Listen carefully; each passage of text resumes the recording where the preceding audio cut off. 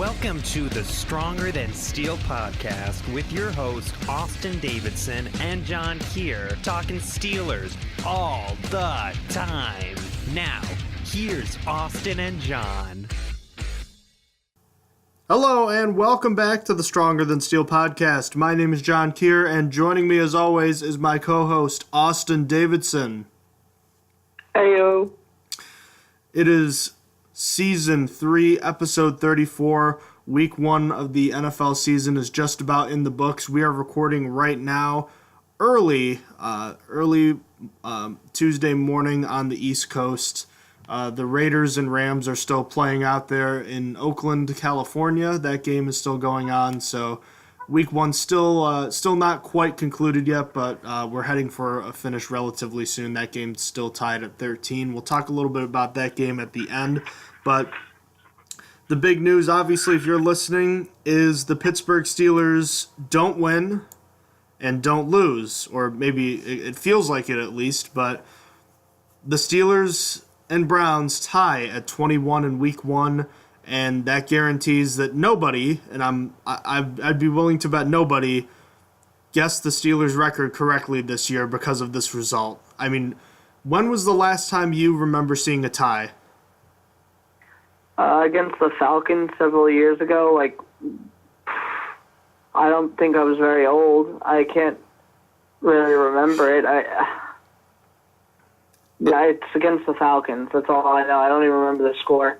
Do you remember one before that? I don't even mean that. I mean just in the NFL period. It's been a few years. Oh, the last one I remember is Panthers Bengals.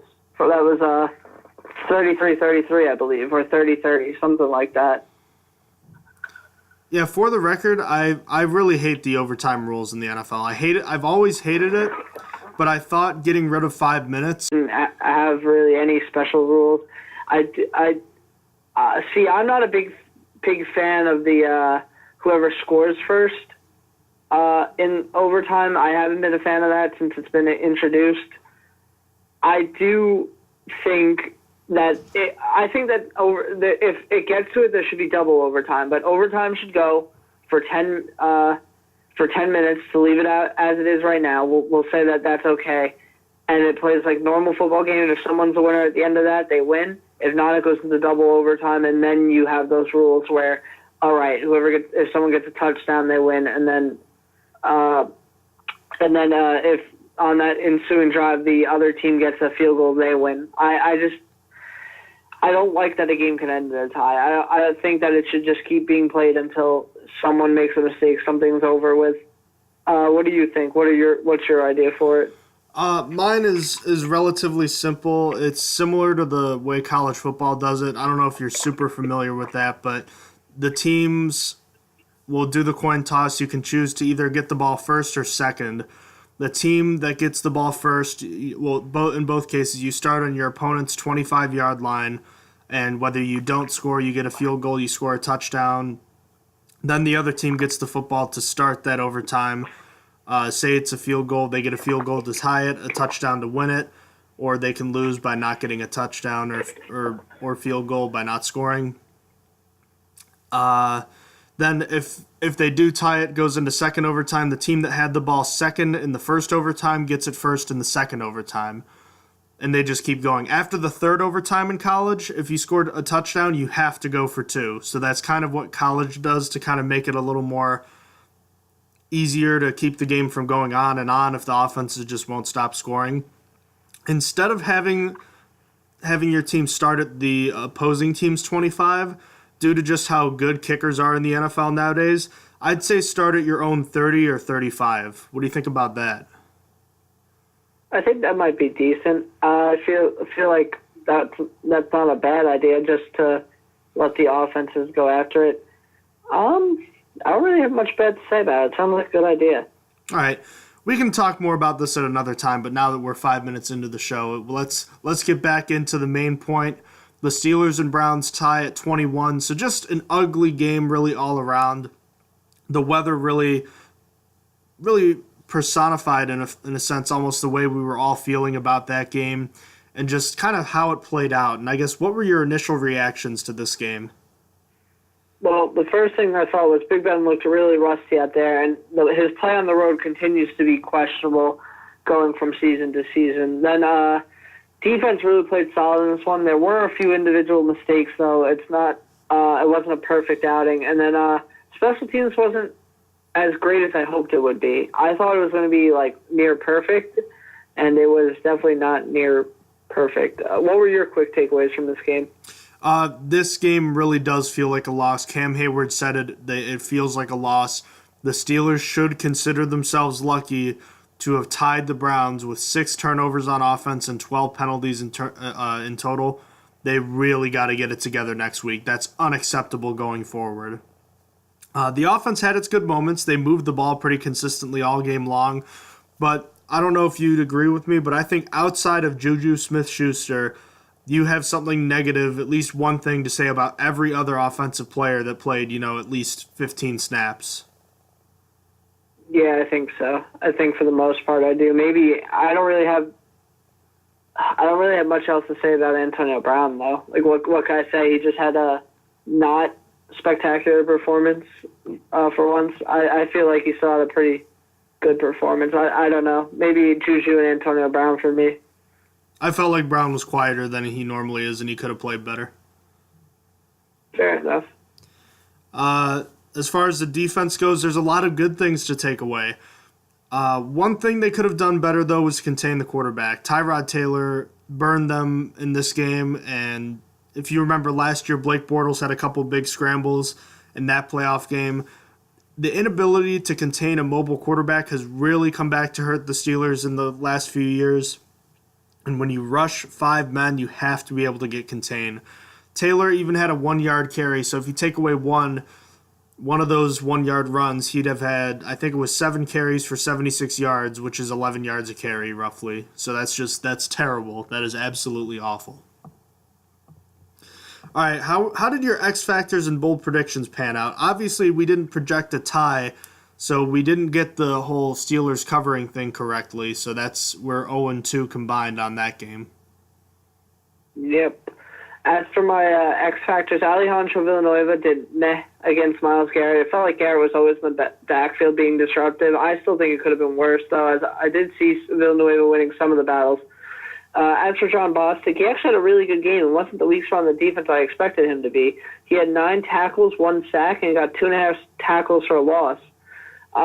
As for my bold predictions, I was fairly close on the sacks. I predicted 9 and the Steelers got 7, so not too far off, but still too far off to say I got it right.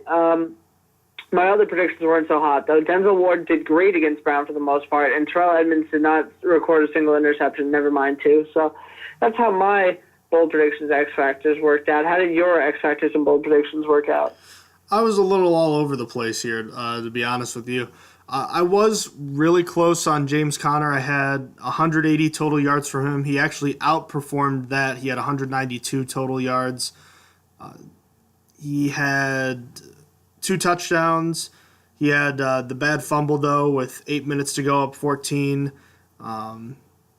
He actually had more yards through the air than I was expecting, but overall just a really great game as far as statistics go from Connor. The one blemish, obviously, that was disappointing. Terrell Edmonds was really quiet. He was my defensive X factor. He didn't really do anything all day long. He didn't get a tackle or anything, but he did have a pretty good pass breakup on David Njoku on a 3rd down that was pretty memorable. So I guess the limited things we saw from him was pretty good, so I guess that's encouraging to see. I predicted Vince Williams would have 3 sacks. He had 0, but he did have a tackle for a loss and 12 total tackles on the day. John Bostic, on the other hand, did have a sack. Finally, I predicted Jalen Samuels would have scored the Steelers' first touchdown of the season, and considering I don't think he played a single snap, that was indeed a bold prediction that went awry for me. So that was not one that I really had any basis on or anything believing that I would be right about that, and it really backfired on me. One major injury note to take from this game, Joe Hayden left with a hamstring injury. That's usually not a good sign. Typically, when you leave with a hamstring injury, you're looking at least 1 missed game, but there was an MRI conducted today, Austin. Do you have the update on that? Yes, it is going to be a mild hamstring strain, and it is only going to hold him out for 1 week, if that. They said that he could even play this week. I personally hope not. I hope that even if he can play, they let him rest, because hamstrings can be re-aggravated so easily and can linger throughout a season. So that's the update. It's apparently it's going to be a 1 week injury max, is what they said. They said it was very mild, and he's actually so far heading towards being good to play this week, if possible, with initial good signs, is what I'm trying to say. That's the prognosis on Joe Hayden. Well, that's very good news to hear. There were definitely concerns it was a lot worse originally. The other reason you'd want to possibly hold him out next week is, you know how easy it is to re-injure a hamstring, and boy, I wouldn't feel good about him trying to keep up with Tyreek Hill. Not that they would have him on Tyreek Hill; they should probably have Burns on him, but you could just feel a play coming where the Chiefs are going to try to attack Hayden deep and going to force him to use that hamstring, and hopefully be able to withstand trying to keep up with Tyreek Hill. I wouldn't feel comfortable with that personally. I agree with that. That's exactly my thought. I think that Hayden should just sit down, and they should let Sutton and Burns handle Tyreek Hill next week. Agreed. All right, Austin, so a lot of ugly to get to in this game, some good things to get to. I think it was pretty clear, though, the offense was the major burden in this game. A lot of problems, especially starting with the quarterback, and I guess just where do you want to start with this one on offense? I'm going to start with the good. As a whole, I thought run blocking was pretty solid in this game. Not great, but better than average. They definitely opened it up for Connor to eat, and boy, did Connor eat. I did not expect them to make Connor the workhorse like Le'Veon Bell, but he excelled being the workhorse. There was literally no noticeable difference between him and Le'Veon. He was even split out wide, which really shocked me. I knew he improved his hands, but I didn't think he'd be able to handle being split out wide like Le'Veon. I was impressed. I was shocked that the coaching staff decided that they could do that with him, and I was pleasantly surprised. I thought he did well when split out wide, but he ended up with 135 rushing yards, 2 touchdowns, and then added 5 catches for 57 yards through the air. Now, those are Le'Veon numbers. I was really excited to see that. He had the fumble, and I'm not forgetting about that, but I'm really surprised that neither Ridley or Jalen Samuels got at least one rush. The only other rushers were Ben Roethlisberger and Ryan Switzer. But speaking of Ben rushing, that stiff arm against Body Calhoun was a nasty one. It really hyped me up. It was a 3rd and 7, and he converted, and at the end of it just pushed Body Calhoun, who's known for his hard hits, just right off him, and I enjoyed that a lot. But continuing with the good, I really thought Juju had an underrated performance, and that sounds weird coming out because he had 100 yards, but he had that 67-yard gain as part of it. But I feel like that's not a storyline I've seen anywhere. I feel like no one is talking about it. Like, it's just being swept under the rug for bigger storylines. I don't know. I thought that Juju isn't getting respect in this game. No one was really talking about him as much as I hoped. Also, Antonio Brown's continued to be pretty good, getting a really nice touchdown and 93 receiving yards on 9 catches, which is a little less than what we're accustomed to, but still not bad. That's all the good I got, though. I really wanted to say Jesse James was good, as he got 3 catches for 60 yards with a long 37-yard gain, but he was directly responsible for one of the interceptions that Ben threw, so I just couldn't. Then after Juju and Brown, the receivers were essentially non-existent. They kept all their receivers active for this game, and it really felt like a waste, especially when they didn't let Washington really play.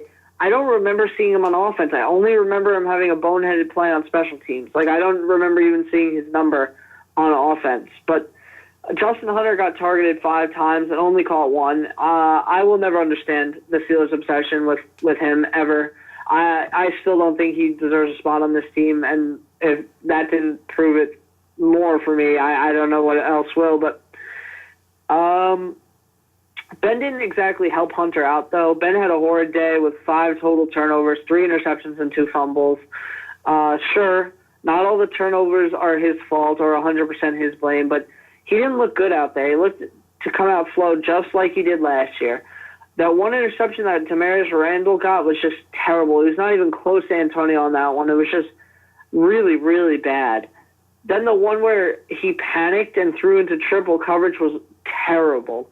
You expect that from a panicked rookie, not a seasoned quarterback that is set for the Hall of Fame. That's just not a throw that he should have been making.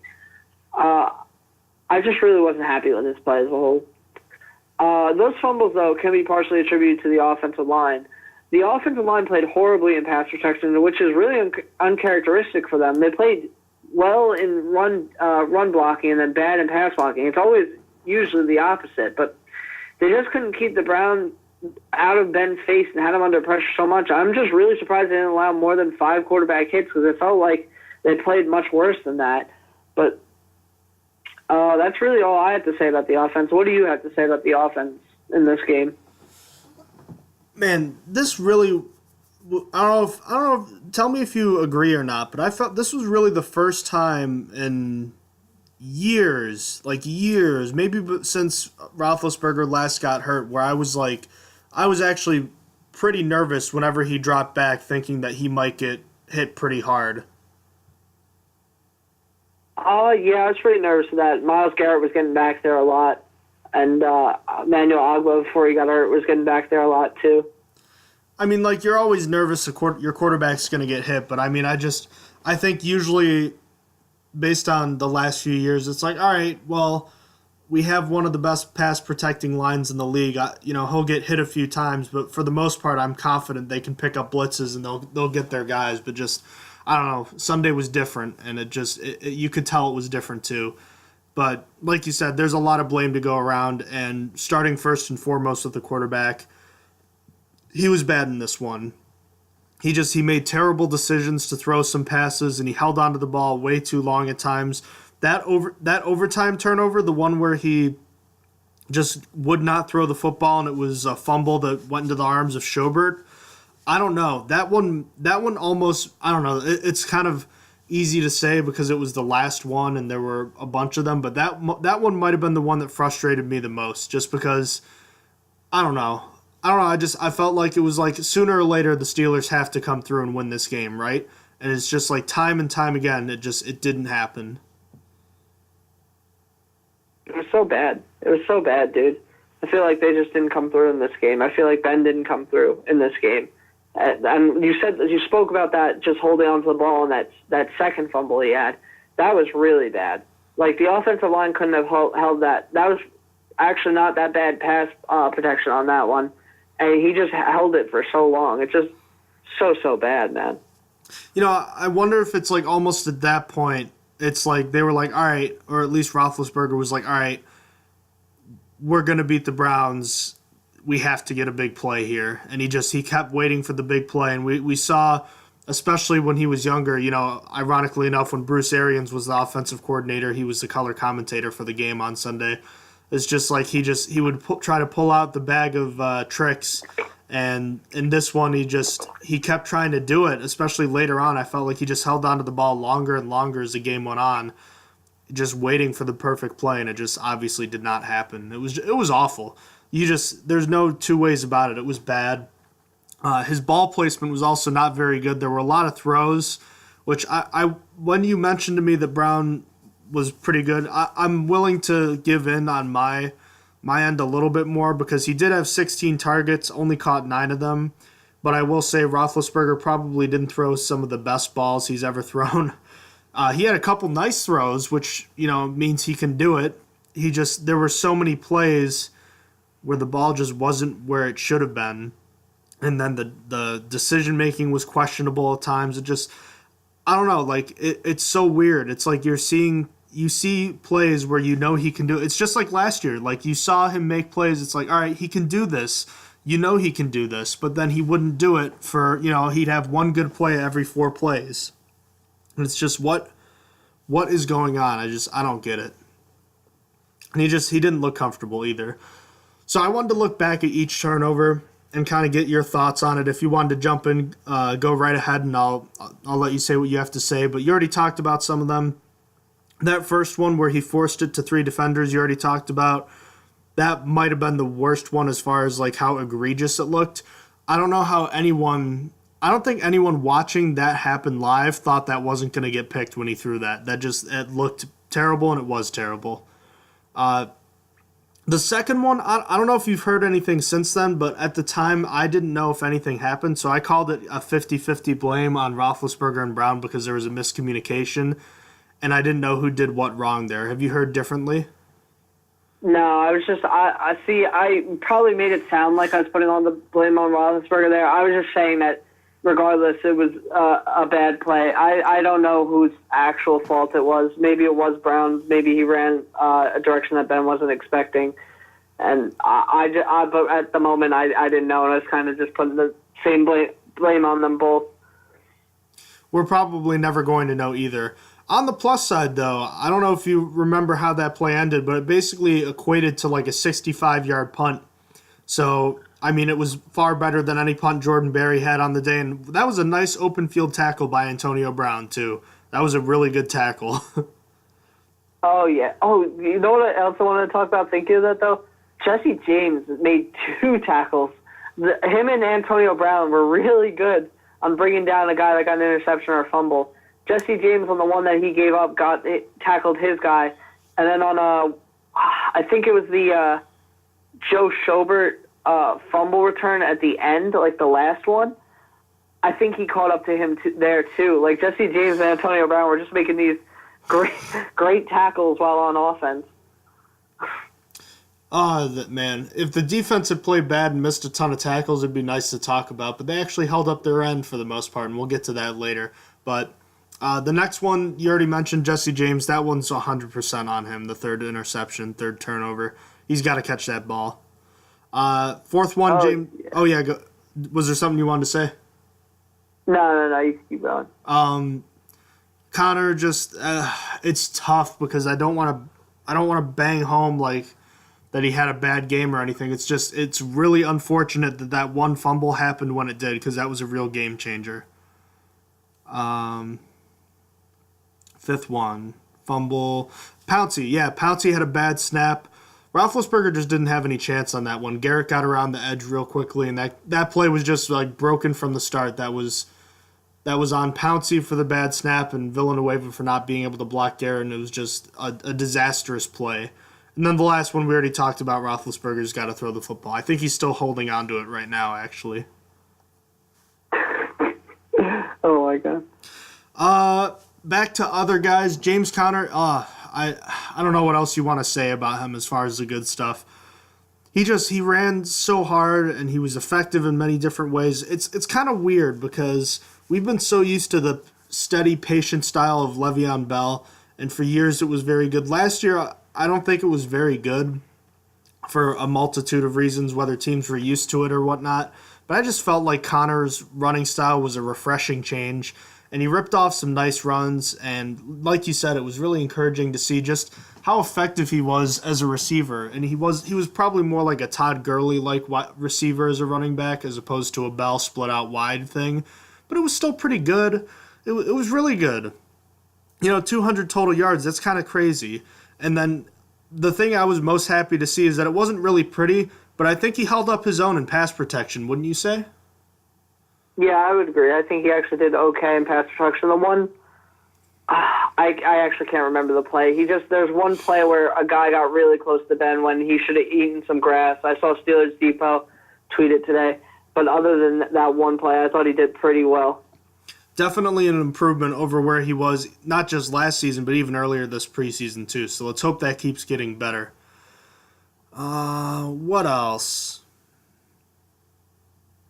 Brown had an uncharacteristic, I guess that's a drop, where he normally taps the toes on the sidelines. That's really the only play I can think off the top of my head he left on the field. Roethlisberger missed him a few times. You talked about Smith-Schuster. That might be the quietest 119-yard game a receiver's ever had. That's so weird. Like, I know a lot of it was from that 167-yard pass, but he every time he got the ball, he made plays, and that I don't think that should go unnoticed, but I kind of understand why it has been with everything else that's going on, but he was not a reason the Steelers' offense was bad on Sunday. Definitely not. I'm glad I'm not the only one who thought it was like under-addressed, like underappreciated. I thought he did really well in this game. Well, because during the game, I was like, I haven't heard his name a lot, but I feel like every time he's gotten the ball, he's done pretty well. And it's like he's at 102 yards with 4 catches. I'm like, oh, yeah, I was right. He is playing well. Why am I not hearing about him more? But, I mean, I guess there was a lot more to talk about, and it's understandable. Other receivers, though, man, oh, man, Justin Hunter, you said he is not good to play in this offense anymore. Paging James Washington. He actually did play, I think Steelers Depot said 11 snaps. Obviously just was not targeted at all. Wow. I don't even remember seeing him. I don't remember seeing his number. I don't either. That makes 2 of us. Another issue I wanted to address, the play calling in the second half when the Steelers were up by 14. I think it was a situation where the Steelers were on the Browns side of the field. It was like the Browns 40, and they run the ball in a 3rd and 9 or something like that. What are you doing there? It's not like if you're up 28-7, that's one thing, but 21-7, that's still plenty of room to come back, and obviously the Browns did. I don't know. I'm a big believer in doing what brought you success. I think the old proverb is you dance with what brung you. But regardless of that, obviously, I think the Steelers should have kept attacking. I can understand why they might have been a little tentative with the way Roethlisberger was playing, but I think when it's clear you're going to try to run the ball, you probably shouldn't do that all the time.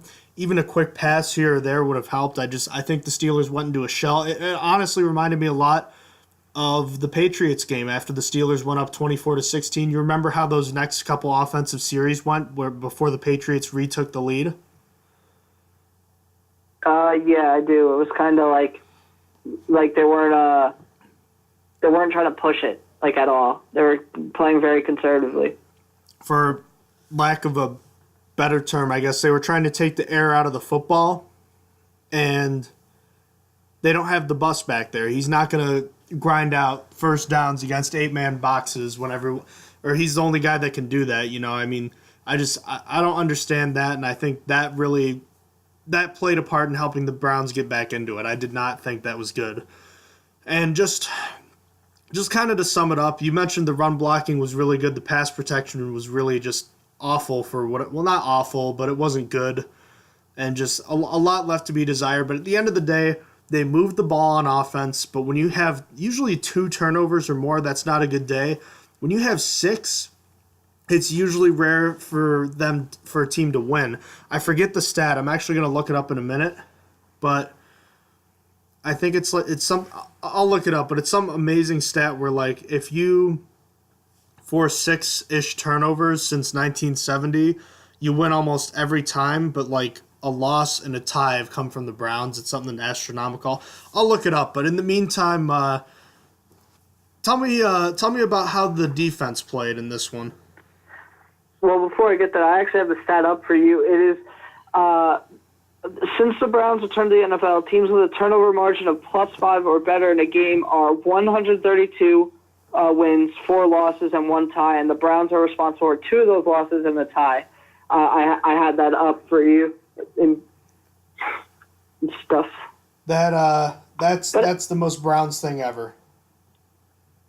But yeah, it is super hilarious that the Browns have that three of the bad-ish ones. But going to the defense actually had a really good day. Kind of unexpected. I mean, it's the Browns, so I wasn't expecting them to get ruined. But the defense held up. They held up strong. There's not many mistakes I want to harp on, so I'll start with a few mistakes.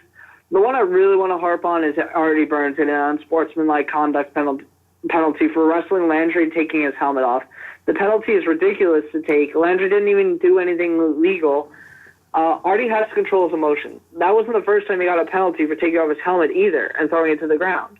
Both penalties were really unnecessary, and I wasn't happy about it. But speaking of penalties, I wasn't happy with the one that was too many men on the field late in the game.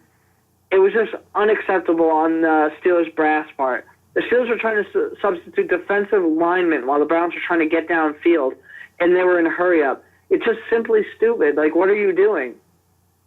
But let's get to the good. T.J. Watt is a one-man wrecking crew. He's literally the reason the Steelers didn't lose this game. He really looked great out there. he was all over the field and so disruptive behind the line. He just did phenomenal. There's not another word for it. Other than that, I feel like the defense did really well against the run, against the Browns' running backs. Carlos Hyde's yards per carry was under 3, and then Duke Johnson's yards per carry were just over 3, but barely. Nick Chubb was the only back to have a good yards per carry, and it was because he had one good run out of the 3 runs he had. So, in terms of coverage, the team did great as well. They only allowed Tyrod to complete 15 out of his 40 throws, and that is beyond amazing. And they even intercepted him twice when he's always been a guy that doesn't make mistakes. Unfortunately, one of the picks got taken away because of questionable penalty, but still Sean Davis was there to make that play on a guy that doesn't really throw interceptions that often. Speaking of Sean, I felt like he had a great game altogether. I didn't see many mistakes from him. I was very happy about that. Him and John Bostic were who I was worried about going into this game, and both really had solid showings in this one, which was really reassuring to see. I hope the defense keeps it up because they could be a top unit if they keep performing this way. They did really well against a team with really solid wide receivers. They're not really going to face another team besides the Browns again that have such solid wide receivers. Probably will face a team with a better quarterback, that is for sure. But that wide receiver room is a really good one. So it was a good first test, and I think they did solid. They stepped up against it. What say you about the defense? Well, I kind of convert the opposite of the offense. I think you can say just about everyone besides Artie Burns did something well in this one. One of the Browns' 3 touchdown drives was a total of 1 yard after the Connor fumble. They made Tyrod Taylor look horribly inept as a quarterback as he completed only 15 of 40 passes. That's something that's really good if you're an opposing defense. I mentioned earlier the quarterback containment was not good, though. That touchdown by Taylor just can't happen. That's not good. The Steelers did a pretty good job stopping the run besides one drive. It was back-to-back plays with penalties on Hargrave, which I thought was kind of ticky-tacky, and the Burns penalty, which is just ridiculous. Let me ask you, Austin, I know that we obviously don't know as much as the Steelers do about Cam Sutton or Artie Burns and the difference between them, but to be honest with you, if Artie does something like that, he was off the field for a play. I might have considered benching him for another drive or something like that.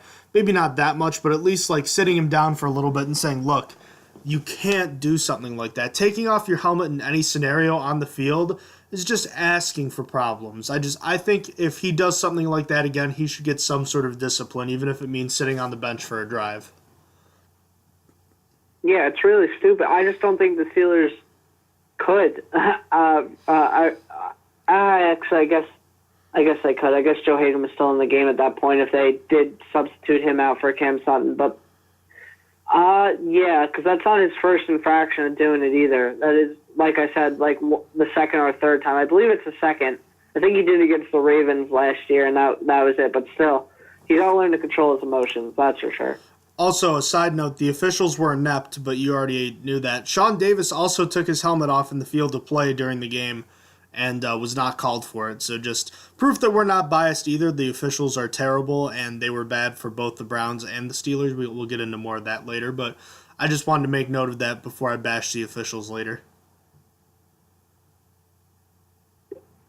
Oh, yeah, I think that's fair. I think that the refs did really suck in this game, and like you said, we'll go over it a little bit later.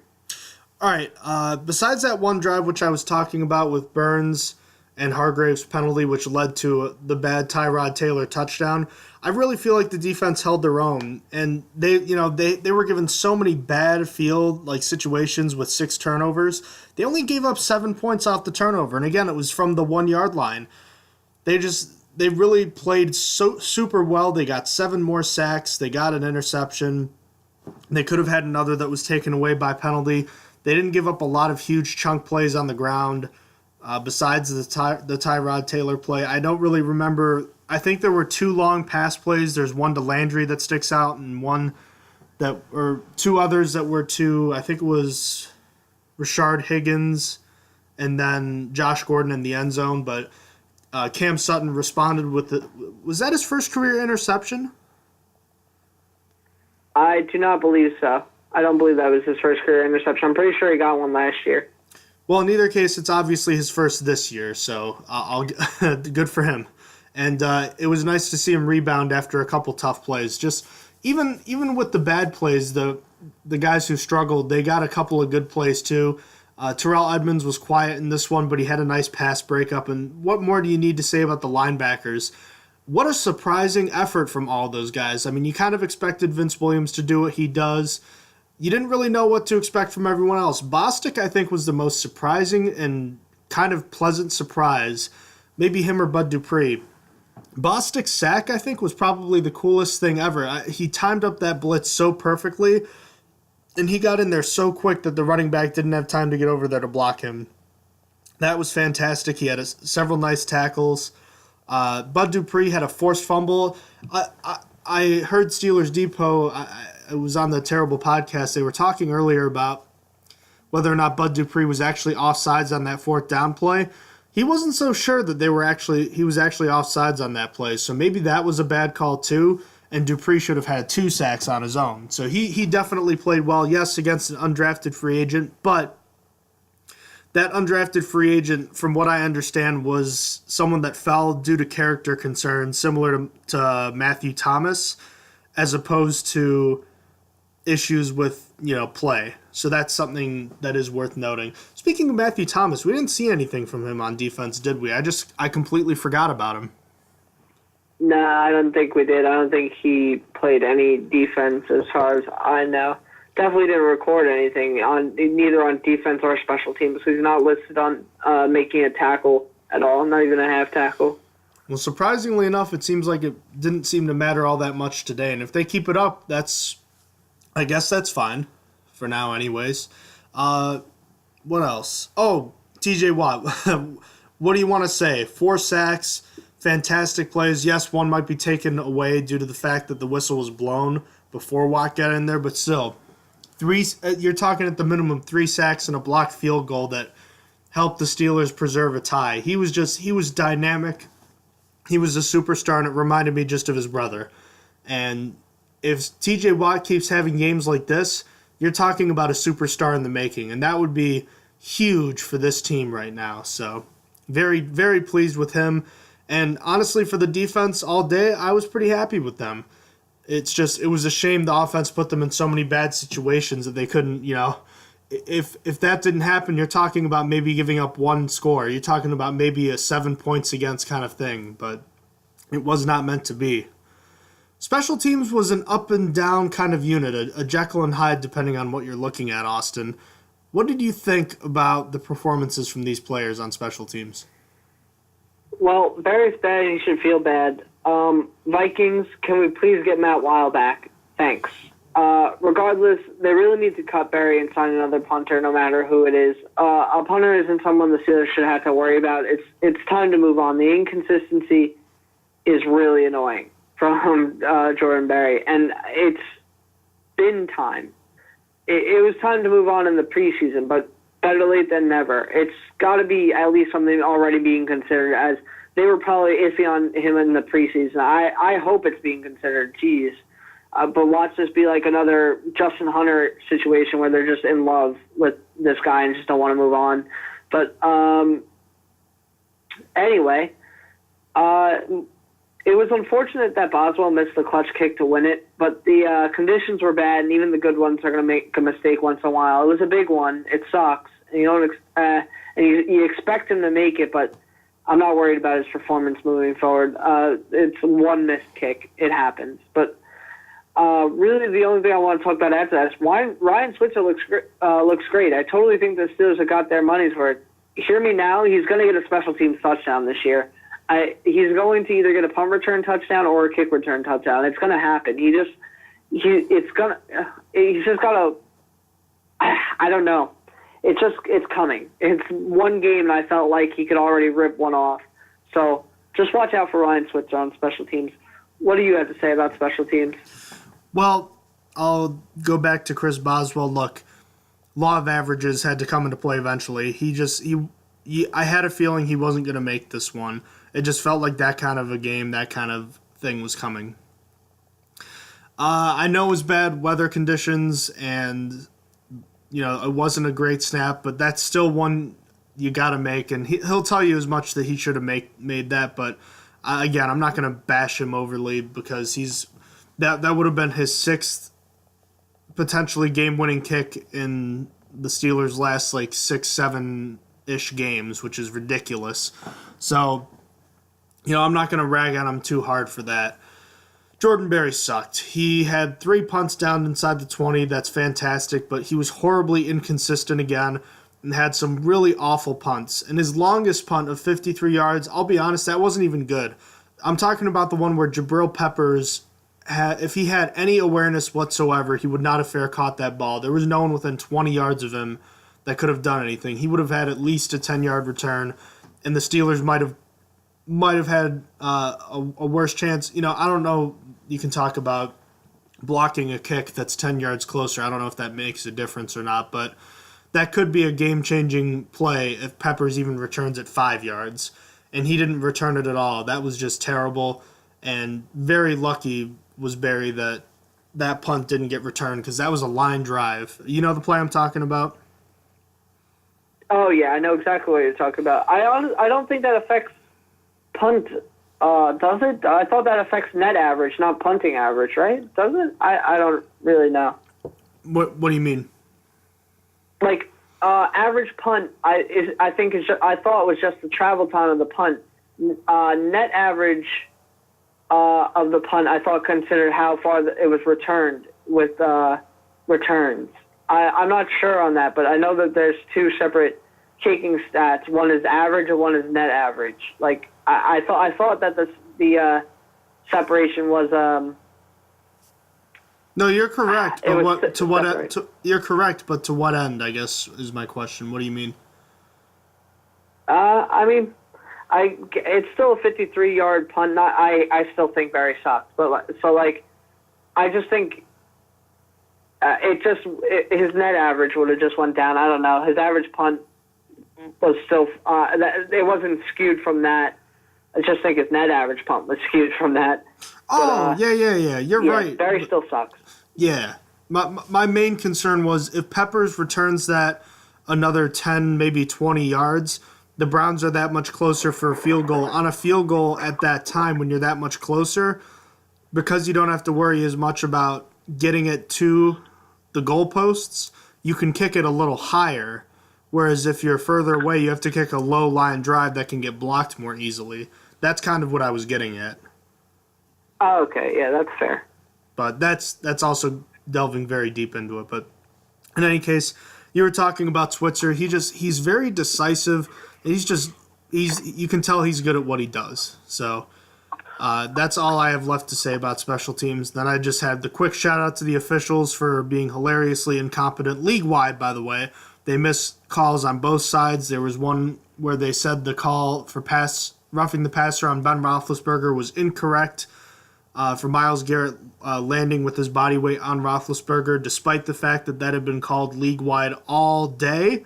I'm not sure why that particular one was wrong, but the whole ball glancing off of Nick Chubb, obviously, despite not being overturned, it was awful. They were all awful, and it's just I'm tired of seeing so many penalties, or so many phantom penalties, rather, or just terrible calls, missed calls. I don't know. It's frustrating.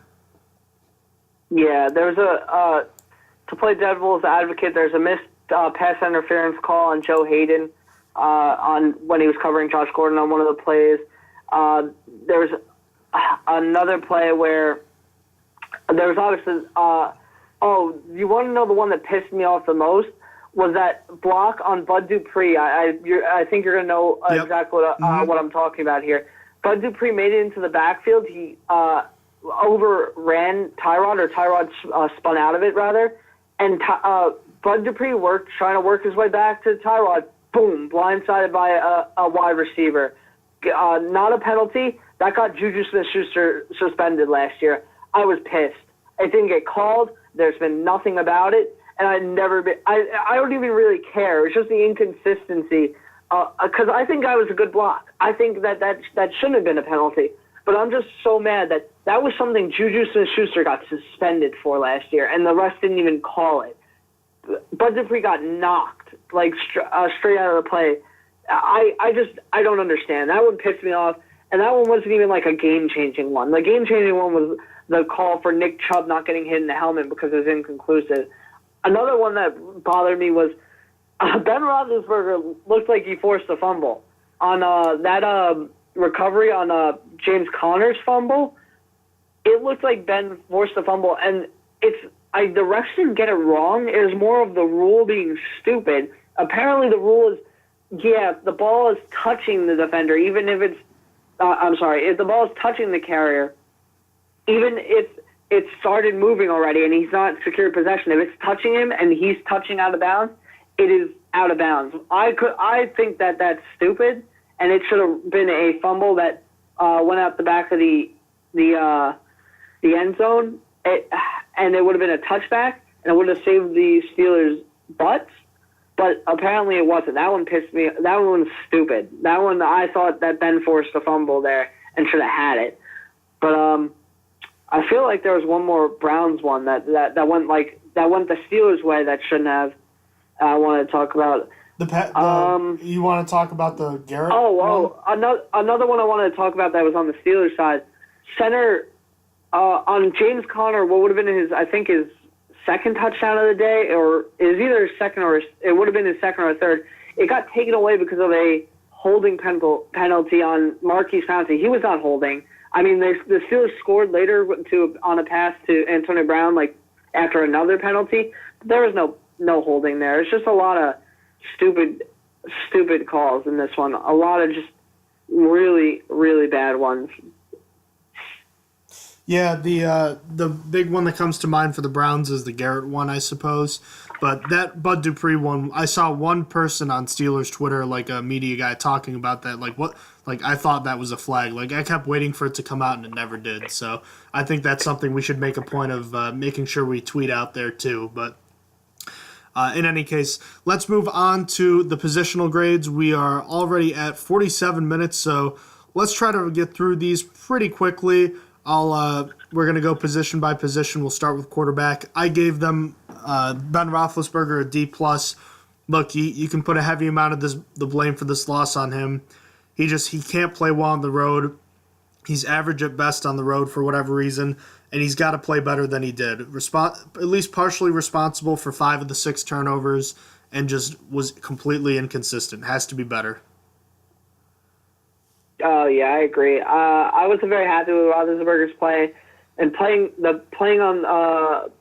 very, very bad on the road. Monster is getting tiresome.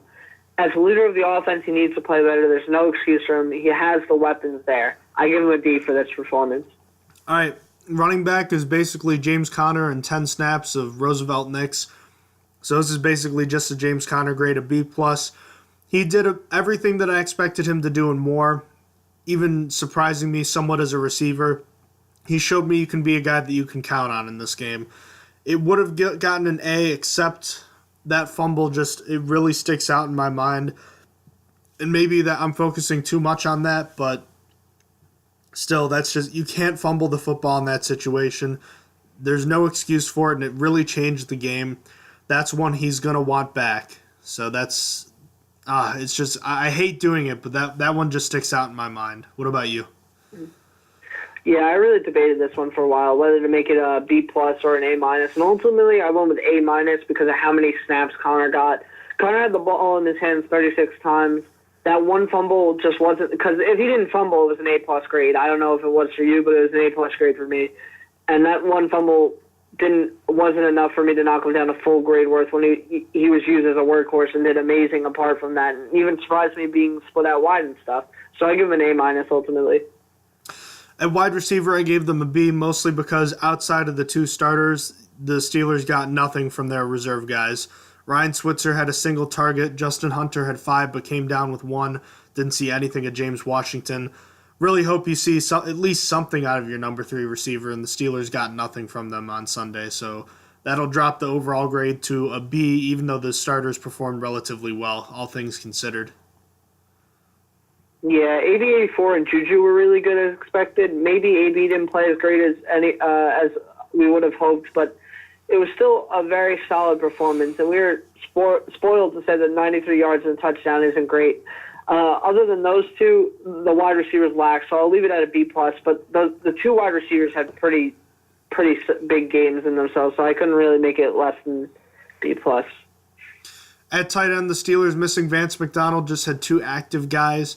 Jesse James, the starter, and Xavier Grimble, the blocking tight end. He didn't really play a whole lot. He was okay on blocking.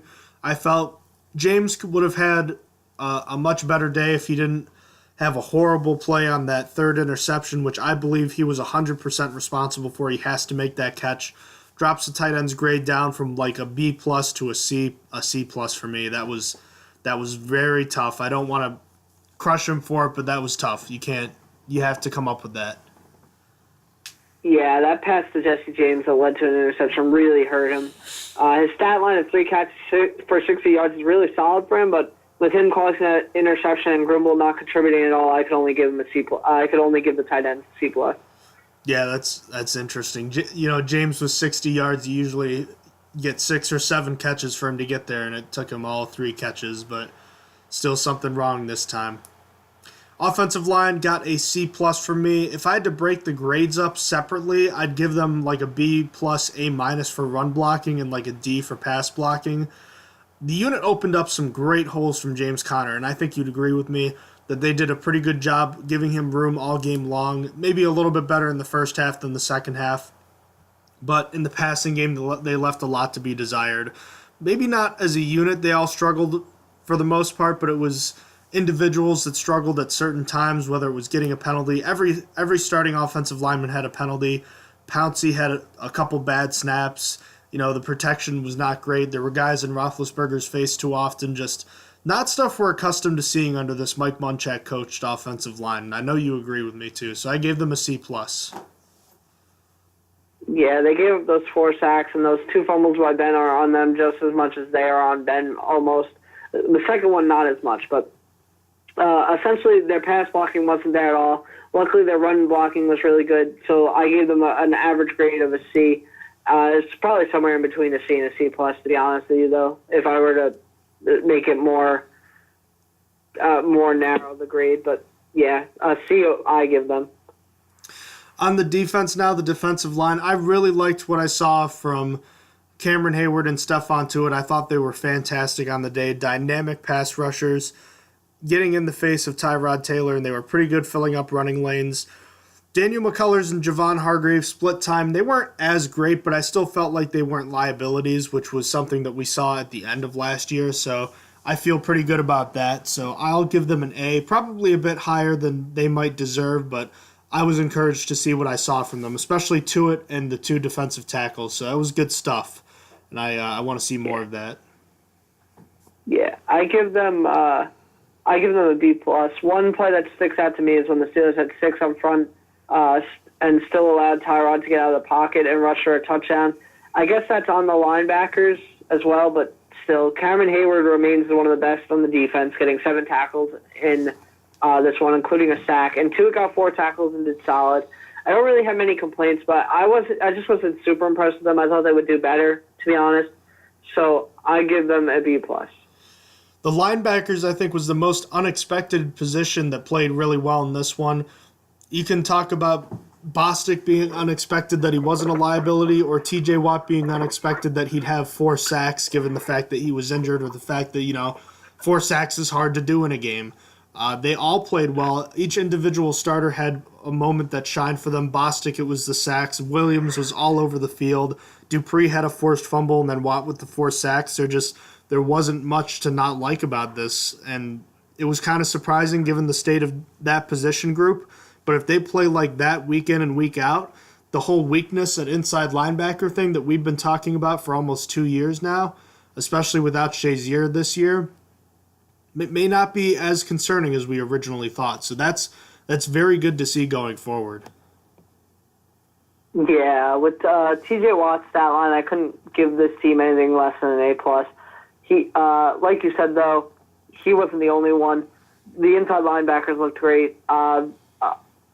But John Bostic surprised us and really did well. Bud Dupree did really good in this one too, running all over the field and even notching a sack himself. So overall, I give this unit an A+. I think they did as best as they could do in this game. All right, defensive backs got an A- from me. This was a pretty good day for the defensive backs. These guys were making plays all game long, with the exception of Artie Burns, who took probably the dumbest penalty I've seen in recent memory. These guys all had something positive in this one. Joe Hayden and Mike Hilton broke up a few passes. Cam Sutton, despite giving up a couple of long pass plays, had a huge interception. I think Sean Davis had a quietly good game. Couple of pass breakups and an interception taken away by penalty. Morgan Burnett didn't really have any bad plays that I remember like he had in the preseason. And Edmonds had a nice pass breakup. So just overall pretty good. An A- I think was worthy. What about you? Well, Cameron Sutton got picked on a 2-play drive that led to a touchdown. Artie was stupid. I didn't mention it, but Joe Hayden gave up a bad long ball on the right sideline early on as well. That being said, Mike Hilton continues to be a monster, breaking up so many passes. Cam Sutton redeemed himself by getting an overtime ceiling interception. And both Sean Davis and Terrell Edmonds were quiet, but they played well. So I give them a B+ grade overall. You know what I heard on the broadcast they were comparing Mike Hilton to was Rondé Barber, and I thought, wow, that's high praise. But he's kind of earned it, at least so far he has. Oh, yeah. I think he's done so good so far. You know it. He's one of my favorite Steelers already at the moment, so I will take everything to praise him. If you want to talk about a playmaker, that is Mike Hilton. Playmakers make a living on special teams, and the Steelers had one back there with Ryan Switzer. I think he was the biggest standout on special teams. The unit itself didn't have a great day. The coverage teams were good, but the individuals, so specifically Jordan Berry, and to a lesser extent Chris Boswell, didn't have great days. Missing that kick sucked, and it's tough to rag on him because he's come through in so many situations, but you still want to see him make that kick too. And, the calling for Jordan Berry to be cut has already started, and that whole long season of criticism that you were talking about earlier this past week, Austin, or rather last week now, might not be as long as you once thought, because he might not be on this team for much longer. Oh, yeah. Jordan Berry sucking in the Boswell missed kick really hurts the special teams, and Ryan Switzer putting on some nice moves returning were not really enough to save it, so I give them a C. And going back to what you said, yeah, Berry might not last this much longer. This is almost like a hot take to say that Berry's going to get fired after one game, but like this is what it's been like in the preseason. You can't really punters aren't going to be different going from the preseason to the regular season. Like we knew leaving last year, I was already sick of Berry. Going into preseason, I was like, all right, Weil is better than Berry. And now it's like he's here and he's terrible. It's like, what did the Steelers expect? Like him just to break out of nowhere? He's got to be cut at some point in this year and just bring in another punter instead. It's ridiculous. I might have forgotten to mention I also gave the special teams a C. Last but not least, coaching. I gave them a B- because I will always be harder on the players than I will be the coaches for how the players play. I believe the players have more to do with not being good on a certain day than the coaches usually, but that's not to say the coaches are without blame. My two major concerns, we've talked about them already. On offense, the play calling after the Steelers went up 21-7. Playing not to lose with super conservative calls is a great way to lose the game, and it got the Browns right back into it. On the other side, what was Keith Butler and Mike Tomlin doing on that last Browns drive with the whole Browns trying to spike the football in hurry-up mode? How do you substitute in players in hurry-up mode? And second of all, how do you substitute in defensive linemen in that situation? You have to run across the field just to get in the right spot. That's idiotic, and that's absolutely stupid and embarrassing. Furthermore, why was a timeout called with 4 minutes remaining in overtime? What was that? What good was that for? What was the goal there? It made life harder for the offense at the end, and I really don't understand the point of it. I hope that Tomlin got drilled with questions about that in the post-game press conference, but I seriously doubt it. Yeah, that too many men on the field penalty was ridiculous, and it's a full blame on the staff and the coaching It's just really bad right there. Like you said, it was defensive linemen. Like, how were they supposed to get out there when the other team was in hurry-up mode? Even if it was a safety, like trying to get out there, or a cornerback, like you can't be doing substitutions when the other team's in hurry-up mode. And then, like you said, that wussy play calling when the Steelers were up 21-7 really pissed me off. And then a lot of the penalties I blame on the coaching staff. It's a lot of the guys being undisciplined, and that's really it. So I give the coaching a C+ in this one. I wasn't really happy with it. So C+. I gave them a B-. I forgot to mention as well. All right, on to the awards section. The annual Big Stop of the Week, or the weekly Big Stop of the Week, is back this year. I'm going with T.J. Watt's block of the Browns' potential game-winning kick in overtime. I think that's the obvious choice. There was no chance for the Steelers to win at that point. The only hope was to prevent a loss with a tie, and that's not super motivating, but Watt came through with a huge block, his second of his NFL career, and to top it off with 4 sacks. What a day. Certainly deserving of this week's Big Stop of the Week, the first of 2018. Congratulations, T.J. Watt. All right, who is the player of the week? Well, the Stronger Than Steel player of the week is had to be the one-man wrecking crew for his 11 total tackles, 8 being solo, and 3 or 4 sacks, depending on if one of them gets taken away, and 5.5 total tackles for a loss, and a field goal block that stopped the Steelers from losing. T.J. Watt easily took the Stronger Than Steel player of the week. There wasn't anyone that was even coming close to challenging him for that spot.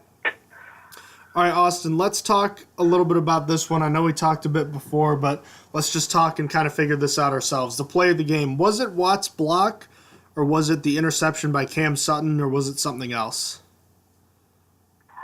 I think what really ended the game, what really saved the Steelers from losing, was T.J. Watt's field goal block. That was a direct link to it. But, like, also, Cameron Sutton, that play was just so big at the time because I thought the Steelers were going to lose. Because that could have led, what could have happened next is the Browns could have kicked the field goal and won right there if the Browns didn't throw it deep and Cameron Sutton didn't pick it off. It's really tough to say. I'm really leaning, we would make our whole thing T.J. Watt, but I think I'm leaning towards the T.J. Watt field goal block because it directly led to the game coming to an end. I don't know. I'm a little. I can't pick. I'm not one for being redundant, but in this case, it's a tie. Forget about it. Let's just do it, right? Yeah, this one's going to be a tie. It's way too hard. Both were really clutch at the time. Both saved the game from being a loss. So, hey, tell you what, I think they both deserve it. We'll put it to a vote on social media, and we'll go with that. There you go. That works. All right. Winners and losers. One winner on offense and defense. Go. Okay. Juju Smith-Schuster. Everyone questioned him, asking if he was too lit off the field and if he was in store for a hard sophomore slump going into the season. Well, after a 100-yard performance, it doesn't look like it to me. I think Juju is winning. Then on defense, it's Sean Bostic. Bostic proved to me he should be the starter in this game when I felt like he was going to disappoint me. I really was excited to see I was wrong about him in his 9-tackle, 1-sack performance. Who are the winners on offense and defense for you? On offense, it was Connor, and look, he had a really bad fumble on the day that wipes out some of what he did, but he silenced his doubters again and proved he can play in the league. He played 92% of the snaps in this one on offense. Kind of surprising. Would not have expected that from him, but he did just about everything you could have asked from him, so he's a winner in my book. Sean Davis was the winner on defense. Very solid game and very quiet while doing so. He didn't play free safety or hadn't played since high school, and he looked relatively natural at it on Sunday. It seems as though this position suits him for his athleticism and build type, rather. On the other side, though, who are the losers? On defense, it's Javon Hargrave. I felt like he had such a quiet day and wasn't really disruptive at all. I want more out of him going into next week. I feel like Javon Hargrave has just fell off a cliff. That rookie class looked so good starting out, and then just the past after last season, I felt so much less confident about that rookie class with Artie Burns, Sean Davis, and Javon Hargrave being the first 3 picks. I don't know. I want more out of Javon Hargrave. I feel like he fell off last year, and I want to see him resurface. But for offense, it's Le'Veon Bell. James Conner proved that the Steelers are right to not pay him because any running back could step up. It could be the third round, could be the fourth round, could be whatever. The Steelers still have their offensive line. You could throw an old-ass D'Angelo Williams back out there. Oh, my gosh, I'm Bruce Arians. You could, and then it doesn't matter. It just doesn't matter. The offensive line is going to help whoever's back there and going to make them look good. Not to say that James Conner isn't good, but having the Steelers' offensive line helps. And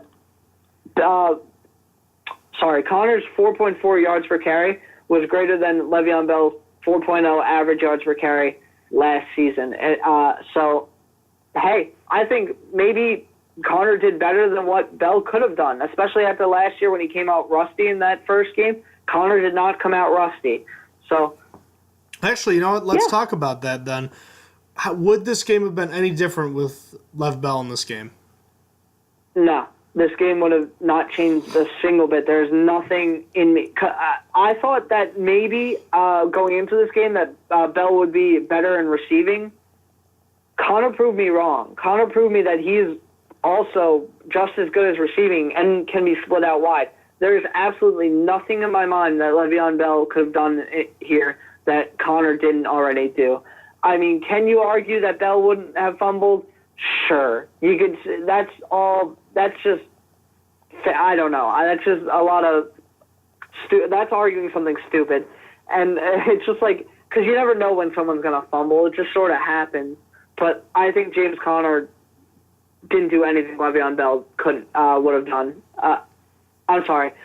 I don't think Le'Veon Bell would have done anything other than what James Conner did. So that's my opinion on that. What do you think? You're talking the absolutely best that Lev Bell could do if he was in football shape is maybe not fumble on that play. I think that's about it. I think if you're talking about Bell coming in like he did last year, I think you're actually talking about him playing worse and slowing down the Steelers' offense even more than they already had been slowed and had already been playing badly. So I actually think it would have been worse with Bell in the game as opposed to not having him. So, all right, back to my losers. Ben Roethlisberger was a big loser in this one. It's an obvious choice, but he was really bad. One of his worst games in recent memory. Cannot have games like this going forward. That's going to result in losses, and more losses means no playoffs. No excuses. Play better. Artie Burns was my loser on defense. I've said it several times. Terrible penalty. I was really hoping he'd be benched for a little bit more than a play. It was a really boneheaded move. He's on a short leash right now and has got to stop taking dumb penalties like that. Can't do that again. All right. That concludes our coverage of this week's game. Hopefully we won't have quite as much to say about the game next week, but for the time being, the Steelers are 0-1, first tie since 2002. My personal earliest football memory against the Atlanta Falcons, 2002. Tommy Maddox threw a then team record 473 yards, 4 touchdowns, and Plexico Burress had 9 catches for 253 yards. And I believe a touchdown or 2. Fun fact, Austin, that game was the only time Bill Cowher's team didn't win a game after being up, I think it was by 14 points or more in the fourth quarter. Wow. That's actually impressive. That's crazy. That's what happens when you had Jerome Bettis in the backfield. But in any case, let's start talking about what happened around the league. And as you were talking about your losers, I don't know if you saw Derek Carr pick 6 to Marcus Peters, who did the old flip into the end zone like Marshawn Lynch did on his famous playoff touchdown run where he grabbed his crotch, if you will. I didn't actually see it. I had something up on the full screen, but damn, I'm sad I missed that. I'll have to watch on the highlights. All right, so we'll get into that game in a minute. The Raiders are down 33-13 in that game. Looks like the Rams are going to cover with just under 2 minutes to go in that game. But first of all, Bengals and Colts The Colts were 2-point favorites. We both picked the Bengals to win outright. We were both right. They won 32-23. Huge return at the end there on a fumble by Jack Doyle. Good win for the Bengals, and I thought luck was surprisingly better than I was expecting. I don't really have much to add. I thought Luck actually did outperform his expectations as well. He really did great in this game, and the Bengals did end out winning like we both thought. Titans at Dolphins. This game was delayed for 5 hours. Austin, you sent me something saying it was the longest game in NFL history as far as time goes. Once it restarted, it actually became the last game on. It was kind of a seamless transition, whereas usually the 4 o'clock games end and you've got like a 45-minute layoff until the Sunday night game. But this game ended and it's like pregame show is about to end and here we go with Sunday Night Football. It was kind of cool. But the Dolphins prevail at home 27-20 in a very strange game. Marcus Mariota gets hurt again. Blaine Gabbert never seems to leave the NFL. He's always around. And the Titans suffer a disappointing loss on the road to open their season. You had them covering the Titans, who are 1-point favorites on the road. I had the Dolphins winning outright. So with the 27-20 win, I was right there, and you were not. What did you think about that game?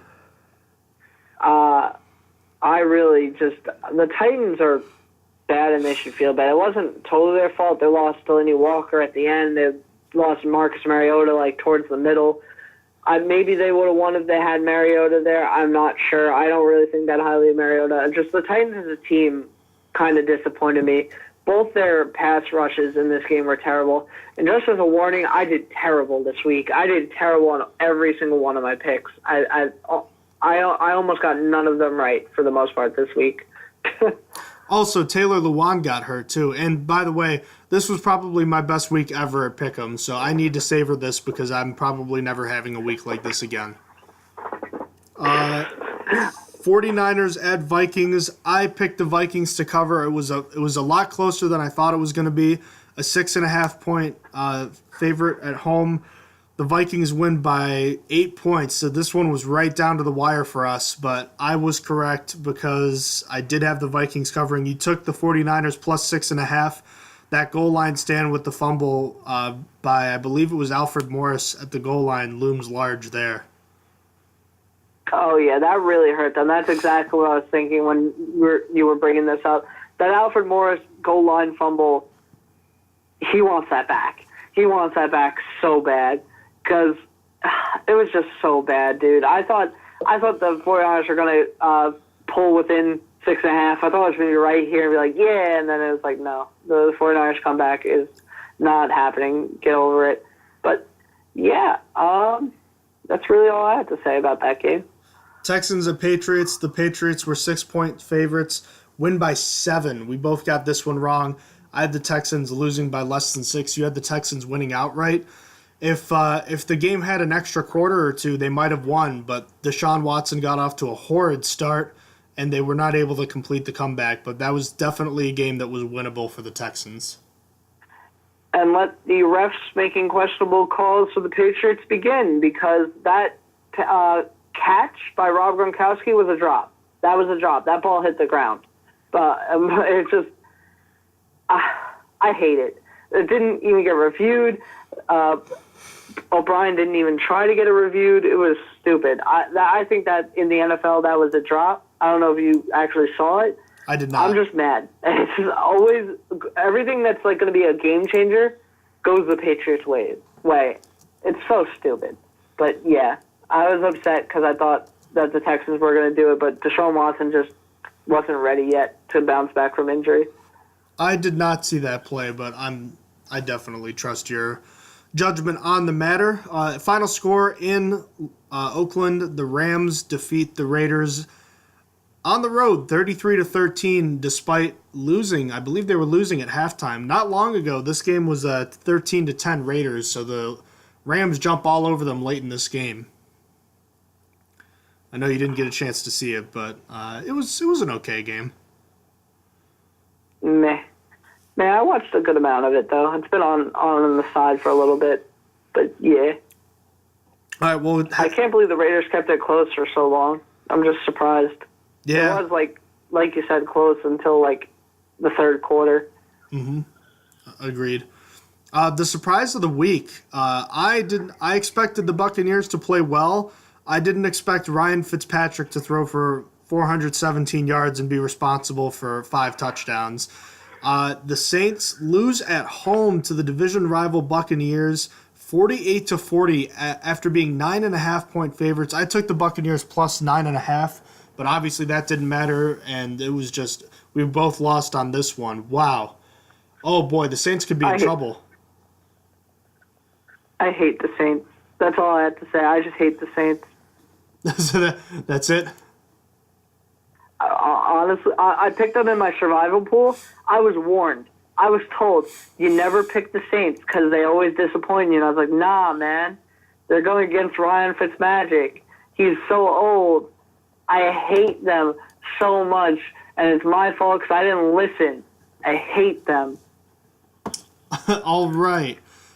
Jaguars at Giants. The Jaguars 3-point favorites on the road. This was kind of a good game. If you like defense, the much hype talk and game between Jalen Ramsey and Odell Beckham Jr. I think Beckham Jr. had a good game, but obviously Ramsey's team comes out on top 20-15. So that was a pretty solid game. Good debut for Barkley. We both got this one right with the Jaguars covering. Yes, sir. It's one of the only ones I got right. And I'm really upset because I played Saquon Barkley on my main fantasy league, and then I also had Miles Jack in my main fantasy league, and I benched him. And I was really sad about it because he had it was either a fumble 6 or a pick 6. I can't remember which one. He scored a defensive touchdown regardless. You want to talk about a sad story before we get to the Bills? In our IDP league with our fantasy football, the whole mystery box jersey prize, I left T.J. Watt and 35 points on the bench and Miles Jack with 23 points on the bench. So I left quite a against you nonetheless. I left a lot of points up on the board against you. Oh yeah, I didn't realize we were playing this week. Oops. You are. I'm just here so I don't get fined. Yes. Yeah. There you go. Yes, That's it. But in any case, I'm salty about that. Just like I imagine you're salty about the Bills. That was my safety pick this week. My eliminator pick. Look, when the Buffalo Bills fans in this area are not optimistic about the Bills, that's when you know this team is going to be bad. And boy, were they awful. Nathan Peterman struggled again as a starter. What was it, 47-3?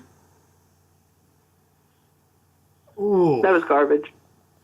Oh, man, oh, man. That was just hot, flaming garbage. I am sorry that I ever thought that the Bills had it in them to do anything.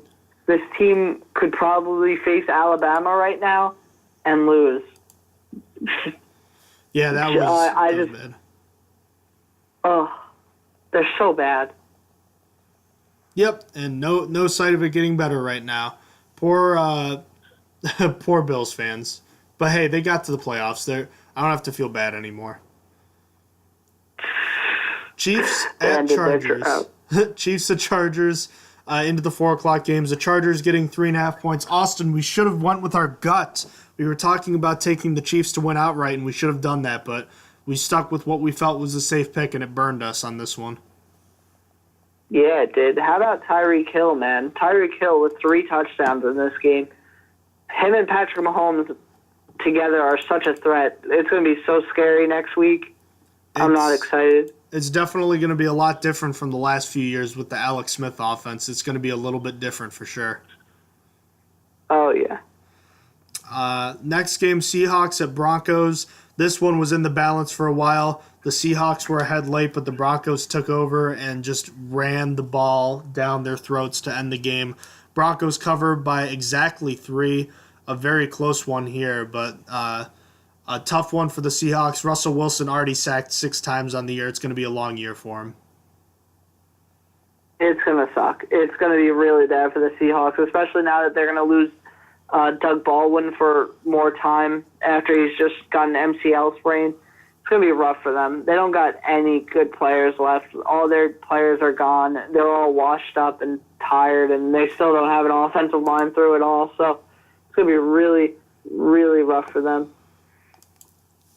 Cowboys at Panthers, that's a boring game. The Panthers win by a weird score of 16-8. The Cowboys just looked lifeless all game.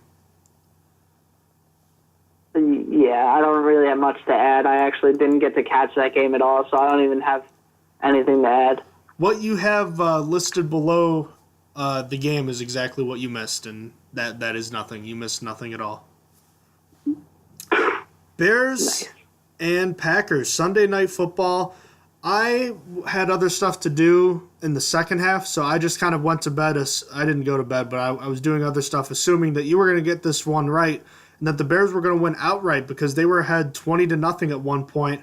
Aaron Rodgers looked like he had a season-ending injury, and then all of a sudden, here comes Aaron Rodgers, Superman, and lo and behold, the Bears do their thing, and the Packers do their thing, and the Packers win, and just a heartbreaker. Khalil Mack looked like a stud, and then all of a sudden was a non-factor. Oh, Aaron Rodgers is a bad man, and I don't like him.